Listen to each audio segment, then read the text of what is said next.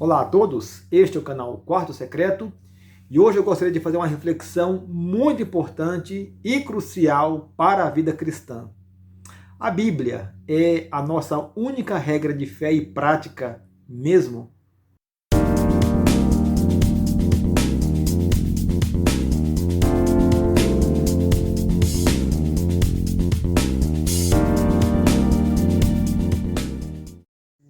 Eu creio que quando nós fazemos a declaração de fé de que a Bíblia é a nossa única regra de fé e prática, talvez o que esteja na nossa mente, consciente ou inconscientemente, seja as grandes doutrinas que nós conhecemos e cremos serem bíblicas. Por exemplo, que Deus é o único Deus verdadeiro e que criou todas as coisas, que Deus, por exemplo, é o Deus trino, que existe em três pessoas distintas, o Deus Pai, Deus Filho e Deus Espírito Santo, que embora não entendamos esta natureza extraordinária de Deus, mas nós cremos que assim a Bíblia revela a pessoa de Deus. A salvação vem apenas pela obra de Cristo e pela fé quando aceitamos a Cristo e confessamos como o nosso Senhor, pela graça somente, não pelas obras, e muitas outras doutrinas que são basilares da fé cristã e que sem as quais nós não podemos dizer que temos uma fé cristã e bíblica. Mas eu creio também que para dizer que a Bíblia é nossa única regra de fé e prática, também precisa haver um outro lado da moeda que diz respeito à nossa vida prática de fé cristã do dia a dia. Até porque as grandes doutrinas que nós cremos e que a Bíblia ensina, ela tem tudo a ver com a maneira como nós vivemos o nosso dia a dia, no nosso mundo, na nossa vida ordinária, na nossa vida corriqueira. Então eu queria aqui fazer o desafio de estar olhando para a palavra de Deus, pensando alguns textos e refletindo ali se de fato a Bíblia é ou não a minha única regra de fé e prática. E eu quero começar aqui com 1 Coríntios 10, 31, que nos traz ali um princípio muito importante quando diz: portanto, quer comais, ou quer bebais, ou façais qualquer outra coisa, fazei tudo para a glória de Deus. Então aqui tem um princípio importante de que tudo aquilo que eu fizer na minha vida cristã, na minha vida ordinária, deve ter a preocupação de ser para a glória de Deus. E aqui, talvez a primeira pergunta é: bom, eu tenho esta preocupação no meu dia a dia, quando estou na minha casa, quando estou no meu trabalho, de assegurar que tudo o que eu fizer redunde em glória a Deus? Será que eu tenho essa preocupação em mente? Então, eu quero usar aqui esse texto de Paulo como um guarda-chuva que traz essa afirmação abrangente e genérica. Agora eu quero, então, a partir dela, pensar em aspectos mais particulares da nossa vida cristã. E eu quero, então, continuar com Filipenses 4:8, quando Paulo diz: finalmente, irmãos, tudo que é verdadeiro, tudo que é respeitável, tudo que é justo, tudo que é puro, tudo que é amável, tudo que é de boa fama, se alguma virtude há e se algum louvor existe, seja isto o que ocupe o vosso pensamento. E aqui eu preciso pensar se os pensamentos que eu permito que ocupem a minha mente passam por este filtro de Filipenses 4:8. Se há verdade e são coisas de respeito, aquilo que eu permito que chegue à minha mente e que permaneça na minha mente. Aliás, aqui é bom a gente pensar e lembrar que muito daquilo que ocupa nossa mente vem daquilo que vemos na televisão, por exemplo. E aqui a pergunta é: será que aquilo que eu me permito ver na televisão, como fonte de informação, de entretenimento, ele passa por esse filtro? Será que são coisas justas, puras, amáveis?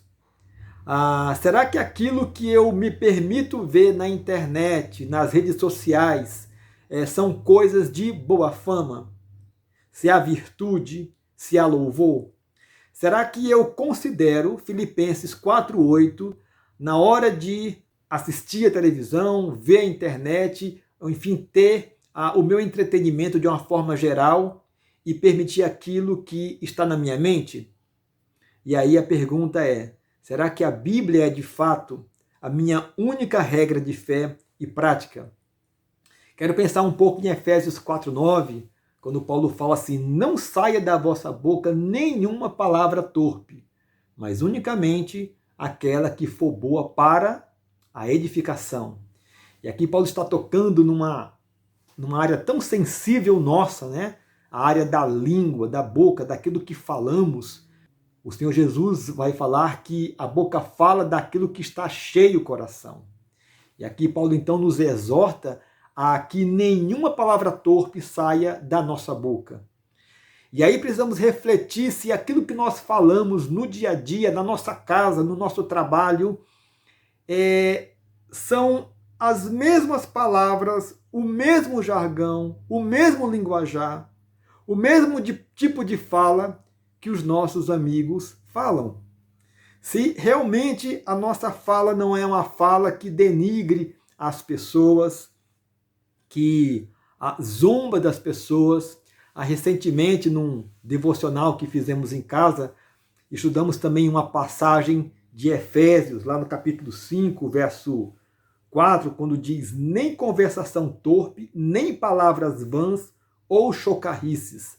Aqui esse termo, essa frase, nem palavras vãs ou chocarrices, nós criamos ali uma sigla, o PVC, palavras vãs ou chocarrices, e quando nós então cometemos esta falha aqui no nosso dia a dia, nós brincamos, olha o PVC, porque a questão da palavra torpe, a questão da palavra vã é aquela palavra que não edifica, aquela palavra que muitas vezes é uma chocarrice, que é o debochar de alguém que está tão impregnado na nossa cultura. Nós temos essa mania de tirar o sarro de tudo e de todos, e eu entendo que o bom humor tem o seu lugar, mas tem os seus limites, e passados esses limites eu preciso compreender que eu começo a transgredir um mandamento claro na palavra de Deus, quando Paulo fala: não saia da vossa boca nenhuma palavra torpe, palavra podre, palavra que denigre, que entristece o outro, palavra que não edifica. Em Filipenses 2:3 vai falar aqui de uma questão tão complicada para cada um de nós, e aqui no seio da nossa igreja local, quando Paulo fala: nada façais por partidarismo ou vanglória, mas por humildade, considerando cada um os outros superiores a si mesmos. Aqui um grande desafio no campo relacional que nós temos na nossa igreja, de apesar de ter ali um ajuntamento de pessoas salvas e remidas, nós termos tantas dificuldades de agir ali com humildade e de tal maneira que consideremos cada um superiores a nós mesmos. E como é fácil nós, no seio da igreja, criarmos partidarismos, uma atmosfera de animosidade entre os irmãos, pelaquilo que falamos, pela forma como agimos. E aqui Paulo está nos exortando a de fato ser alguém humilde e considerar os outros superiores a nós mesmos. E se nós temos a dificuldade de agir dessa forma, a pergunta volta: será que a Bíblia é de fato aquilo que nós dizemos que ela é? Em Deuteronômio, capítulo 6, agora uma palavra mais específica para os pais, homens. Em Deuteronômio nós lemos: estas palavras que hoje te ordeno estarão no teu coração. Tu as inculcarás a teus filhos, e delas falarás, assentado na tua casa, e andando pelo caminho, e ao deitar-te, e ao levantar-te. Aqui uma palavra para você que é pai, homem. Você sabia que a responsabilidade e o privilégio de falar do Evangelho para o filho, de ensinar a palavra de Deus para o filho, de ler a palavra, de ensinar todas as coisas que o Senhor Jesus nos ensinou. Essa responsabilidade não é do pastor, não é da professora da escola bíblica, mas é sua e minha.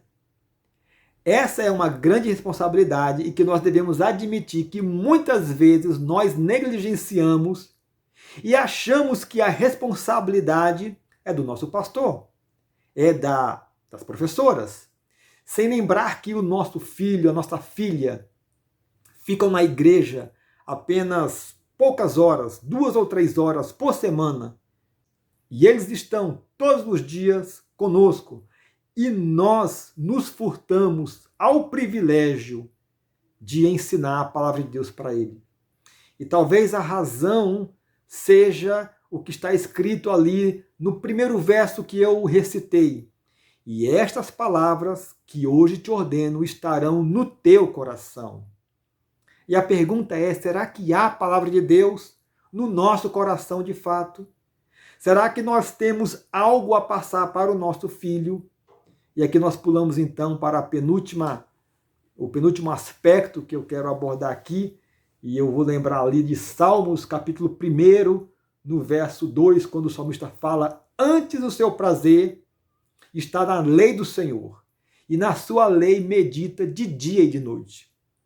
Então aqui a pergunta é se a palavra de Deus ela tem tal importância para mim e para você, a ponto de que eu reserve tempo de qualidade e de quantidade para não somente ler a palavra, mas para meditar nesta palavra, mas para ruminar esta palavra, mas para entender esta palavra, para memorizar a palavra de Deus e para aplicar a palavra de Deus. E aí sim eu terei algo para passar para o meu filho, para a minha filha.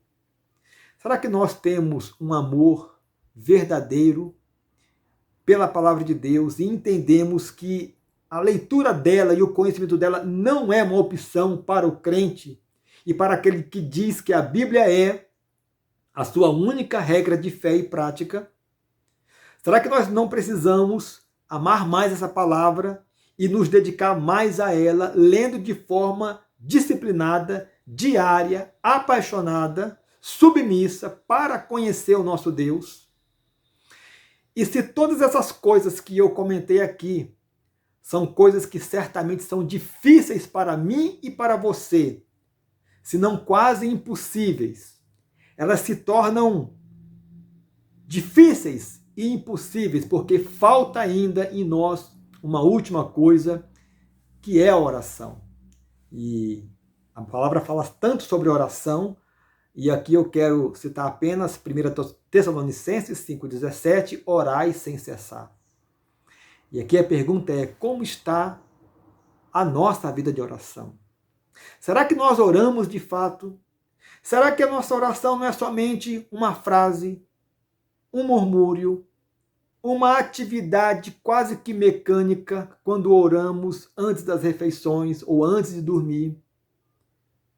Será que quando alguém nos pede para orar por alguma situação e nós respondemos sim, estarei orando, será que esta frase não é somente uma força de expressão e que nós de fato não oramos por aquilo que foi pedido, porque nós não oramos de fato e não buscamos a Deus, a sua presença, para ter poder do Espírito Santo, para fazer com que, de fato, a Bíblia seja a nossa única regra de fé e prática?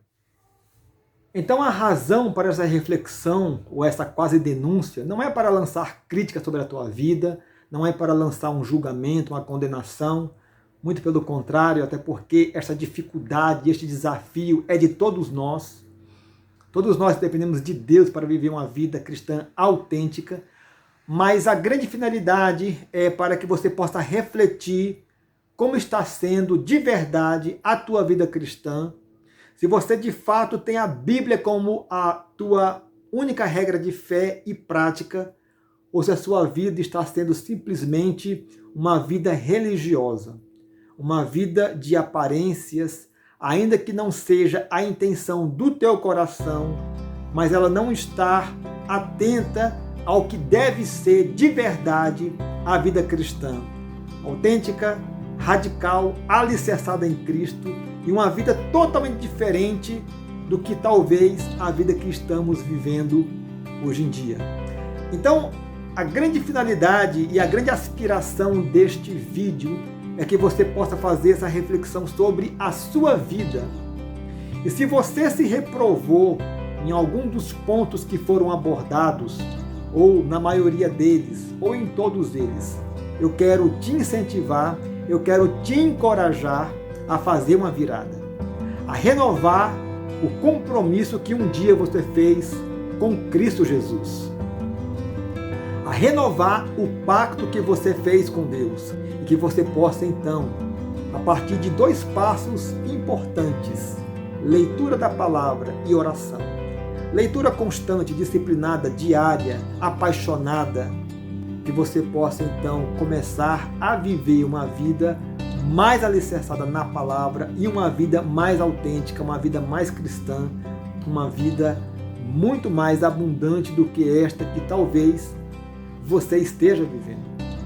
A igreja brasileira precisa de um avivamento e muitos pastores e muitos líderes sérios estão falando e orando dessa necessidade. E talvez você, na sua igreja, seja alguém que inicie um movimento de avivamento e de santificação.